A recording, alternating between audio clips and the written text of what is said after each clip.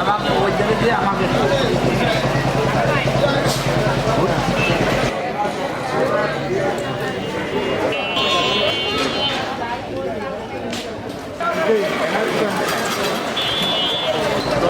আমাকে ওই জায়গায় দিয়ে আমাকে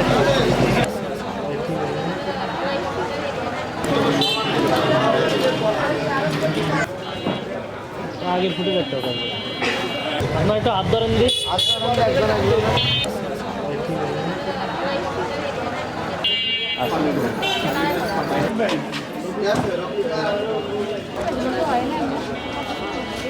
যে আমি এই লিখবো যদি আমাকে 50,000 টাকা চাঁদা না দেন।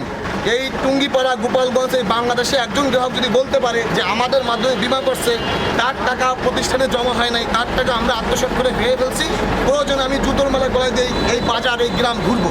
টুঙ্গিপাড়া মডেল সার্ভিস সেলের রূপাই লাইফ ইন্স্যুরেন্সের কোনো ভুল খুঁজে না পেয়ে উনি যেটা করেন, উনি বিভিন্ন গ্রামে গ্রামে গিয়ে মানুষকে যে বোঝান যে রূপাই লাইফের টুঙ্গিপাড়া অফিস থাকবে না, চলে গেছে, সবাইকে টিউনো সাহেব ডাকছে, সবাইকে টিউনো সাহেবের ওখানে যেতে হবে।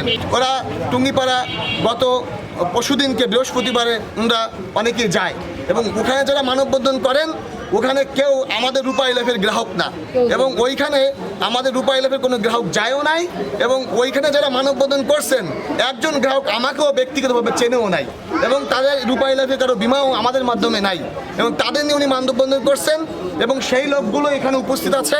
আপনারা তাদের সাথে পার্সোনালি কথা বলে বুঝতে পারবেন যে সম্পূর্ণ আমি তার কাছে, সে আমার কাছে চাঁদা চেয়েছেন, আমি সেই চাঁদাটাকে দেওয়ার অস্বীকার করেছি, এই জন্য সে আমার নামে এই মিথ্যা মানববন্ধন করিয়েছেন। ঠিক যোগাযোগের মাধ্যমে উনি যে তথ্যগুলো ছড়িয়েছেন যে Rupali life insurance company Tungipara model service cell মানুষের টাকা আত্মসাৎ করেছেন, Rupali life insurance company Tungipara model service সেলে মানুষ বিমা করেছে, মেয়াদ শেষ হয়েছে, মেয়াদের শেষে টাকা পাচ্ছে না, এইগুলো উনি প্রচার করেছেন বিভিন্নভাবে।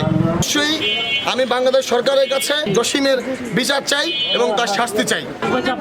আমরা তো পারি কোনো কিছু জানি না, এখন আমাকে কাছে তিনটে লোক গেছে যাই জিজ্ঞেস করতেছে আন্টি আপনারা বিমা করছেন, আমরা বলছি কি যে হ্যাঁ আমরা বিমা করছি। ইন্স্যুরেন্স পদ্মা কিন্তু এই ব্যাংকে আমরা চিনিও না, এই ব্যাংকে পদ্মা লাইব্রেরি ইন্স্যুরেন্স এটাই করছি যে উপজেলা কালকে যাচ্ছি। তা আমি মনে করছি যে এতদিন ঘুরতেছি তো আমরা টাকার কোনো গান শোনাই না, এই কোম্পানির টাকা না আমরা এই জায়গায় আসি আর এই যে যার নাম বলছি তারা আমরা চিনি আপনাকে মিথ্যা বলে আনছে। হ্যাঁ আমরা যে ব্যাংকে সেই ব্যাংকের কথাই আমরা বলছি।